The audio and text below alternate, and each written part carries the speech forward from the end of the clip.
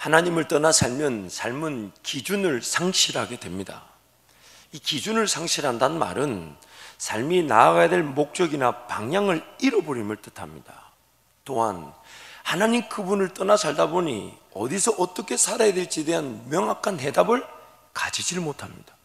내가 뭘 잘하는지, 하나님 나를 어디서 어떻게 영광을 받으시기 위해 계획하셨는지, 나의 삶이 정해진 그 지경은 어딘지, 내가 그 하나님이 약속하신 땅에서 하나님 그분을 예배하며 높여드리는 나의 삶의 모형은 어떤 것인지, 하나님 그분을 떠나 살고 하나님 그분을 기억하지 못하면 삶은 기준을 잃어버리게 되고 더듬어서 자기 삶을 찾아가기는 수밖에 없어요. 뭘 하면서 살까? 뭘 먹어야 될까? 어디서 내가 일하면 마시게 될까? 어디서 내가 내 생활에 필요한 것들을 해결하게 될까? 더듬다가 하나 잡히면 거기에 또 최선을 다하고 살죠. 그러나 그 최선을 다한다는 그 삶이 하나님의 사명과 직결된다. 참 말하기 어려울 때도 있습니다. 하나님이라는 그분을 기준으로 삼지 않고 그분과의 관계를 중심으로 살지 않으면 내 삶은 방황할 수밖에 없습니다. 헤매일 수밖에 없어요. 무엇을 해야 될지를 전혀 알지 못합니다. 여러분 10년 뒤에 20년 뒤에 여러분 어떤 길을 걸어갈지 아십니까? 아마 알았으면 오늘 이 자리에서 이렇게 예배할 줄도 아셨을 거예요. 몰라요. 우리는 과연 어떤 삶이 나를 위해 계획되어 있는지, 어떤 삶이 나를 위해 준비되어 있는지, 하나님 나를 위해 계획하시고 창조하신 목적이 무엇인지, 하나님 그분을 떠나고 그분을 저버리게 되면 삶은 기준을 잃어버리고 어디서 어떻게 어떤 영광을 어떻게 하나님께 만나며 어떻게 하나님을 경외하며 살아갈지를 전혀 알지 못하게 됩니다. 그래서 하나님께서 나를 통해 영광을 받으실 목적과 방향은 상실한 채 눈에 보이는 세상적 가치, 눈에 보이는 것 자체가 세상적인 것들이 삶의 기준이 되어서 나도 모르는 사이에 좀 더 괜찮고 좀 더 편안하고 좀 더 안정적이고 좀 더 여유가 있는 그런 삶을 추구하는 것이 목적이 되어버립니다. 마치 비닐봉지 안에 살던 물고기가 어항 안으로 가면 좀 더 나은 것 같고 어항 안에 삶에 보니까 수조에 사는 물고기가 나아 보이는 것처럼 내 삶이 어느 순간 하나님 그분의 사명과 그분의 영광을 위해 계획되어졌고 지어졌다는 것을 망각하게 되면 내 눈에 보이는 세상적 가치가 내 삶의 목적이 되어버립니다. 그리고 아둥바둥거리죠. 좀 더 여유 있기를, 좀 더 물질적으로 안정되기를, 조금 더 괜찮은 삶, 편안한 삶, 그러면서 그 삶을 살면서 하나님이 세상을 지었다는 그 인식은 있고 내가 죽는다는 죽음이 현실로 다가오고 또 죽고 난 다음에 천국과 지옥은 있다는 그 개념은 있으니까 그 삶을 이루기 위해 하나님을 섬깁니다. 좀 더 괜찮은 삶을 살기 위해 기도하고 좀 더 편안한 삶을 살기 위해 구하고 내가 무엇을 하며 어떤 하나님이 나를 통해 어떤 영광을 받으실 때에 대한 그 계획은 전혀 모른 채 그저 도와달라, 그저 함께 해달라, 복을 달라,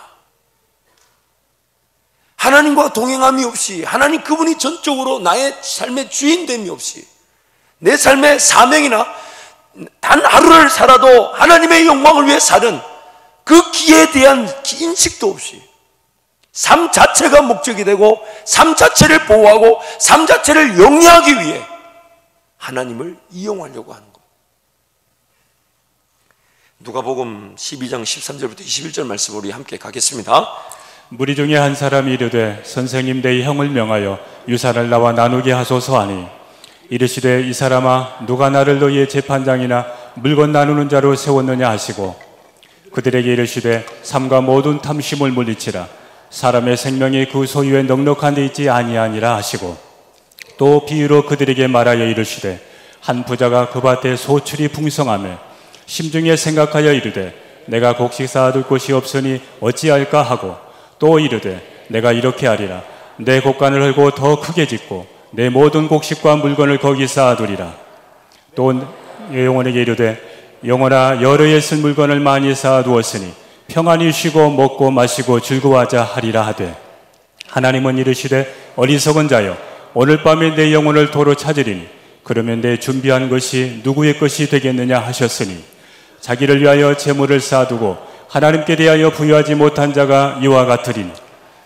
우리도 모르는 사이에 어느 순간 뭔가 조금 재물이 들어오면, 좀 더 이전에 없던 거가 들어오면 이거 보관할 곳이 없네, 뭐 이런 거죠.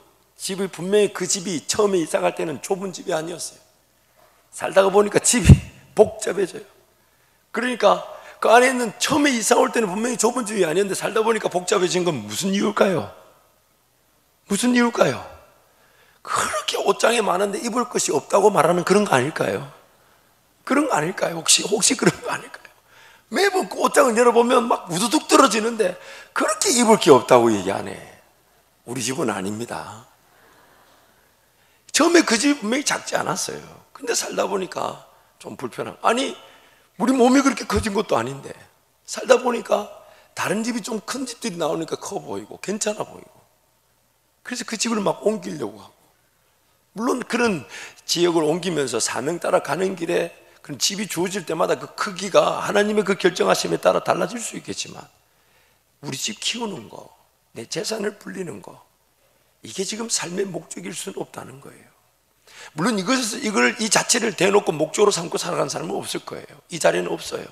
그런데 하나님의 사명, 하나님과 함께 동행함, 하나님 그분을 예배하고 기뻐하는 일이 중심이 되지 않게 살아간다면 결국 내 삶은 눈에 보이는 세상적 가치에 나의 모든 걸 걸어두고 살아갑니다.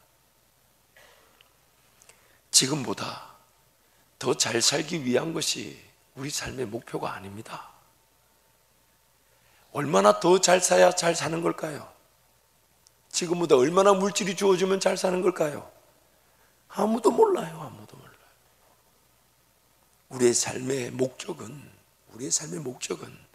지금 세상에서 보이는 좀 더 잘 살고 좀 더 편안한 좀 더 나은 삶이 목적이 아니라 본래의 자리로 돌아가서 하나님을 기뻐하고 하나님을 즐거워하며 하나님을 예배하는 것이 삶의 목적입니다. 삶의 목적입니다.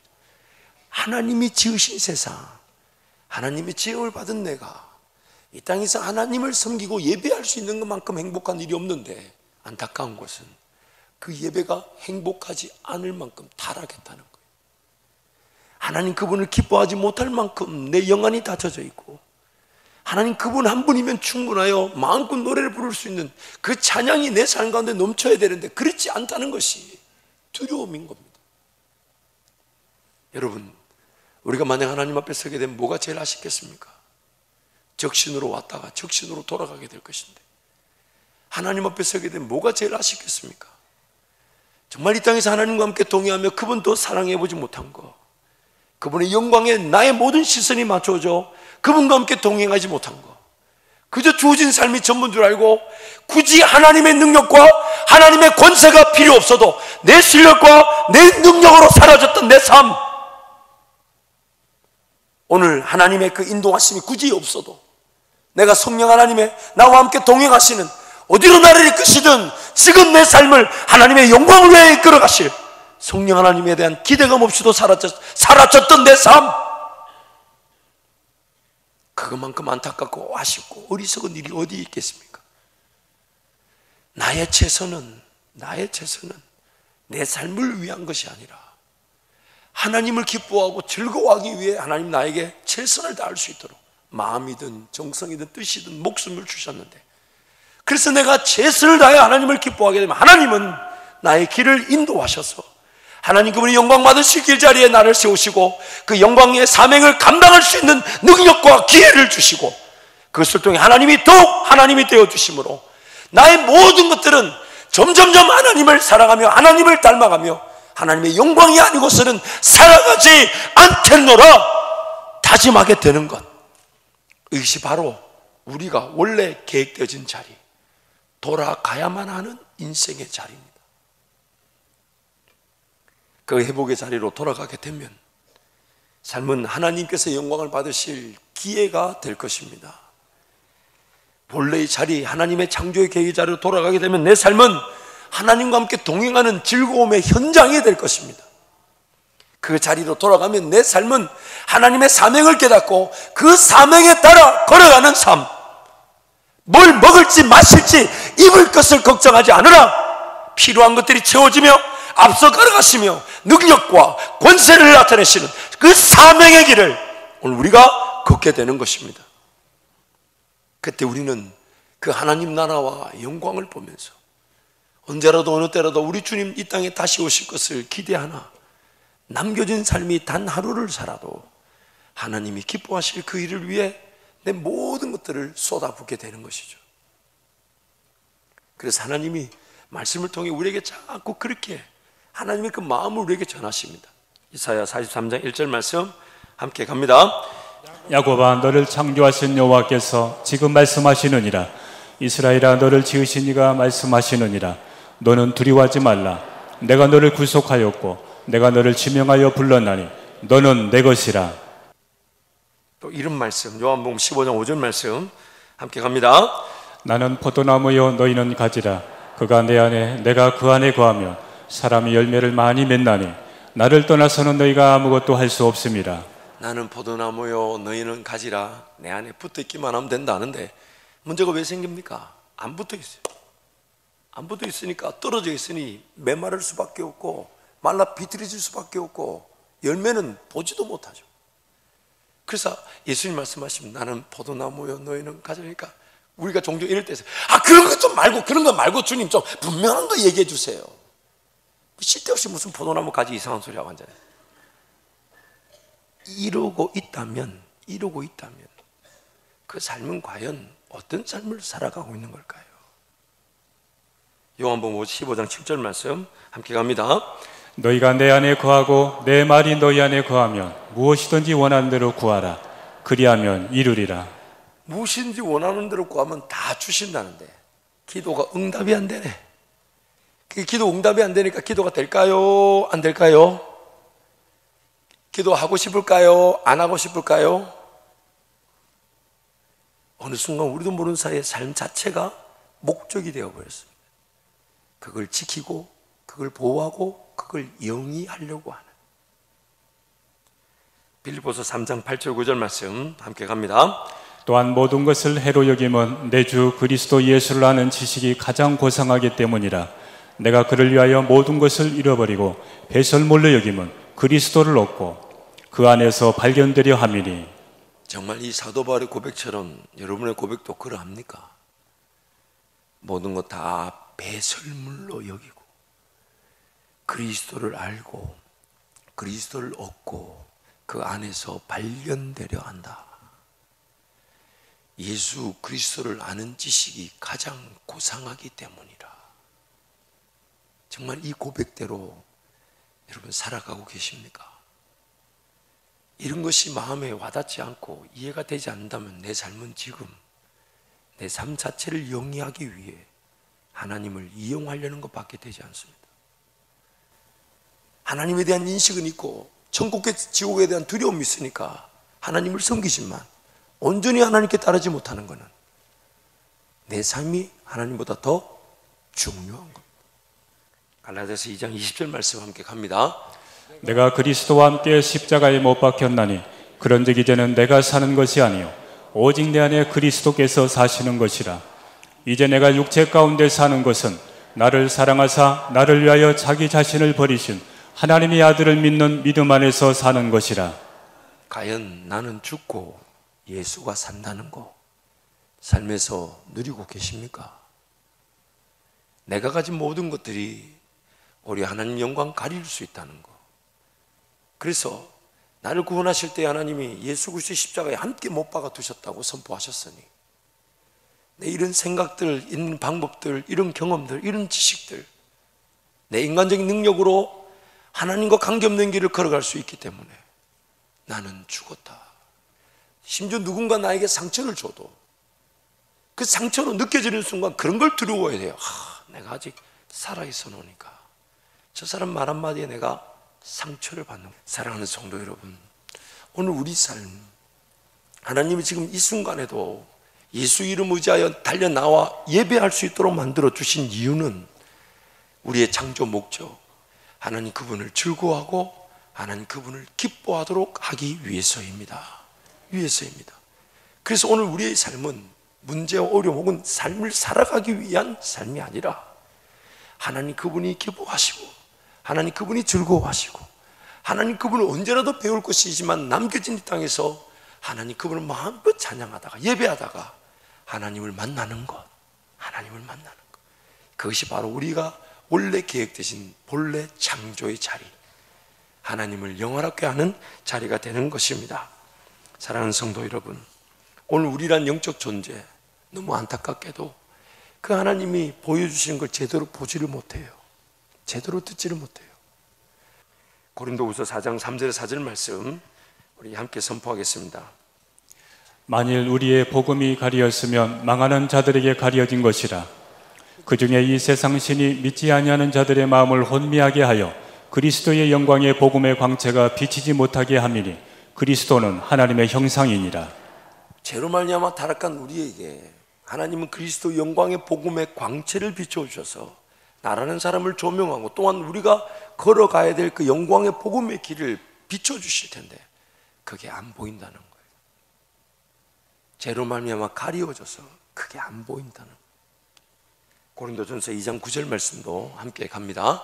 기록된 바 하나님이 자기를 사랑하는 자들을 위하여 예비하신 모든 것은 눈으로 보지 못하고 귀로 듣지 못하고 사람의 마음으로 생각하지도 못하였다 함과 같으니라. 하나님이 자기를 사랑하는 자들을 위하여 예비하신 모든 것들이, 오늘 저와 여러분을 위해 예비하신 모든 것들이 안 보인답니다.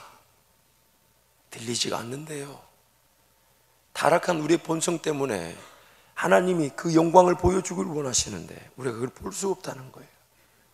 그래서 하나님은 우리에게 주시는 은혜가 무엇이냐면 그 성령 하나님이 내 안에 거하게 하셔서 그 성령 하나님과의 교통을 통하여 그 하나님의 인도하신 길을 걸어가게 될 때 우리는 보지 못한 그 길을 걸어갈 수 있는 것입니다. 그것을 우리는 믿음의 역사라 그러잖아요. 오늘 우리가 답답해야 될 것이 무엇입니까? 삶에 대한 부담, 어려움? 아닙니다. 하나님의 인도하심이에요. 언제 어떻게 삶이 끝날지 모르는 이 땅의 삶을 그저 삶이 더 잘 되는 것만 위해 살아갈 수 있다는 걸 두려워할 줄 알고 하나님의 영광을 위해 살아가야 되는데 하나님 오늘 또 내 삶을 어디로 인도하기를 원하십니까? 하나님 오늘 내 삶을 통해 하나님은 어떤 계획을 가지고 계십니까? 하나님 나는 오늘 하나님이 기뻐하실 어떤 일을 감당하고 순종해 볼 그 은혜가 있습니까? 하나님 내가 어디서 어떻게 무엇을 순종할까요? 하나님 오늘 또 어디서 어떻게 무엇을 순종할까요?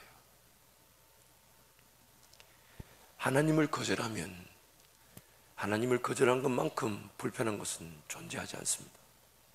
하나님을 거절한 것이 인생에서 가장 불편합니다. 인생이 어려워지는 것은 환경, 상황, 관계, 물질 부족 등에 의한 것이라기보다는 하나님이 도대체 나에게 어떤 뜻을 가지고 계신가를 알지 못하기 때문에 어려운 겁니다. 내 삶의 가정에, 일터에, 환경에, 교회에 왜 이런 일이 일어났을까? 하나님은 어떤 뜻을 가지고 계실까? 하나님 그분을 느끼지 못하고 그분 뜻을 알지 못하기 때문에 삶은 오리무중에 빠지는 겁니다. 하나님께서 지으신 하나님의 백성들은 하나님에 대한 감각을 가지고 있습니다. 쉽게 말하자면 하나님을 부인하며 살아가기가 어렵다는 얘기예요. 그래서 뭔가 일이 잘못되면 내가 지금 하나님이 나한테 말씀하신 자리가 아닌 자리에 걸어와서 그런가? 뭐 어려움이 생기면 내가 하나님의 지혜가 없이 내 방법으로 걸어와서 그런가? 뭐 아픔이 생기면 내가 하나님을 제대로 섬기지 않아서 생긴 건가? 모든 인생의 문제는 하나님을 거절하기 때문에 가장 불편한 것입니다. 하나님께서 모든 것을 다 아시고 계실 텐데 왜 이런 일이, 왜 이렇게 나에게 일어난 것일까? 우리 가정에 일어난 것일까? 우리 교회에 일어난 것일까? 하나님 그분을 느끼며 그분 안에 거하지 않으면 이런 질문들 자체, 하나님을 거절하며 살아왔던 그 질문들 자체가 오늘 내 삶을 더 힘들게 만듭니다. 어려움이나 문제가 있다 해도 하나님의 뜻이 있을 것이라는 믿음이 생기고 그 어려움과 문제가 있지만 주님께 달려왔더니 하나님 나와 함께 하신다는 임재의 확인만 있다면 문제 어려움이 더 이상 문제 어려움으로 보이지 않습니다. 그러나 아무리 작은 문제라고 할지라도 하나님의 뜻이 확인되지 않고 하나님 나와 함께 하신다는 임재가 확인되지 않으면 그것만큼 불편하고 어려운 게 없습니다. 왜냐하면 하나님의 도우심이 없이는 해결되지 않거니와 행여나 하나님의 도우심이 없는데도 해결된 것처럼 보이는 그 일이 더 불행한 일이기 때문이에요. 하나님을 찾지 않는 것도 문제지만 지금 하나님의 살아계심을 확인하지 않으면서도 내 삶을 살아갈 수 있다는 것이 더 큰 문제입니다. 지금 내가 하나님을 경험하고 누리고 그분을 기뻐하고 그분을 예배함이 없이도 진정한 하나님과 나와의 관계, 하나님을 예배하기 위해 존재하는 그런 나라는 존재를 확인하지 못한 채 오늘이라는 삶을 그냥 주어졌다는 이유로 닥치는 대로 어쩔 수 없이 살아갈 수 있다는 것이 우리에게는 안타까움인 것입니다. 그 어떤 것으로도 해결되지 않는 게 하나님 부재입니다. 그 어떤 것으로도 해결되지 않는 게 하나님 부재입니다. 하나님이 우리를 인도하실 때에 성령 하나님을 통해 인도되어지기만 하면 성령을 따라 심고 성령을 따라 거두게 되는데 성령 하나님을 따라가지 않으니까 육신을 따라가 심어버리니 하나님이 존재하지 않는 곳에 내 육이, 내 죄악이, 내 악이 판을 치게 된다는 겁니다. 하나님을 따라가면 그 옳은 것이 무엇인지를 알게 될 텐데 하나님을 모르니 악에 빠져버린다는 거예요. 하나님 그분이 인도하시면 절제하고 희생하고 헌신하고 수고할 텐데 하나님 그분을 따라가지 않으니 낭비, 헛수고, 자기 자신을 죄 가운데 방치하게 되더라는 것입니다. 하나님 부재로 말미암아 모든 문제가 다 일어나는 것. 하나님 그분께 삶을 내어드리고 하나님 그분의 뜻이 아니면 걸어가지 않겠다, 살지 않겠다는 그런 결단과 각오, 하나님 그분이 말씀이 없는 곳에서 내 인생이 헛되이 소모되고 낭비될 수 있다는 걸 두려워하고 하나님 은혜를 구하는 것, 이것이야말로 이 땅에서 우리가 누릴 수 있는 최고의 은혜가 되는 것입니다. 최고의 은혜가 되는 것이에요. 시편 4편 1절에서 8절 말씀, 우리 세번역 성경인데 함께 읽겠습니다. 함께 갑니다. 의로우신 나의 하나님, 내가 부르짖을 때에 응답하여 주십시오. 내가 곤궁에 빠졌을 때에 나를 막다른 길목에서 벗어나게 해 주십시오. 나에게 은혜를 베푸시고 나의 기도를 들어주십시오. 너희 높은 자들아, 언제까지 내 영광을 욕되게 하려느냐? 언제까지 헛된 일을 좋아하며 거짓신을 섬기겠느냐? 셀라. 주님께서는 주께서 허락하신 사람을 각별히 돌보심을 기억하여라. 주님께서는 내가 부르짖을 때에 들어주신다. 너희는 분노하여도 죄짓지 말아라. 잠자리에 누워 마음 깊이 반성하면서 눈물을 흘려라. 셀라. 올바른 제사를 드리고 주님을 의지하여라. 주님, 우리에게 큰 복을 내려주십시오. 누가 우리에게 좋은 일을 보여줄 수 있을까? 불평하는 사람이 많이 있습니다. 그러나 주님의 환한 얼굴을 우리에게 비춰주십시오. 주님께서 내 마음에 안겨주신 기쁨은 햇곡식과 새 포도주가 풍성할 때에 누리는 기쁨보다 더 큽니다. 내가 평안히 눕거나 잠드는 것도 주님께서 나를 평안히 쉬게 하여 주시기 때문입니다. 6절 말씀 한 번 더 띄워주십시오. 6절 말씀 보면 사람들이 이렇게 하나님께 불평한다는 겁니다. 주님, 우리에게 큰 복을 내려주십시오. 복 안 주면, 복을 안 주면 하나님이 아닙니까? 누가 우리에게 좋은 일을 보여줄 수 있을까? 이렇게 번역되지만 개역개정에는 도대체 하나님은 어디에 있습니까? 하나님 어디에 있습니까? 여러분, 오늘 내 삶에 문제가 해결되지 않아도 정말 하나님 되십니까? 되십니까? 내 삶에 필요한 것들이 채워지지 않아도 여러분 그 하나님을 예배하기에 충분하십니까? 내 삶이 어떤 문제 어려움에 직면하여 해결되지 않는 것처럼 보여도 하나님은 정말 하나님이 되십니까? 하나님이 되십니까? 우리는 그저 하나님을 기뻐할 수 있다는 것, 그것이 행복한 자들이 되어야 합니다.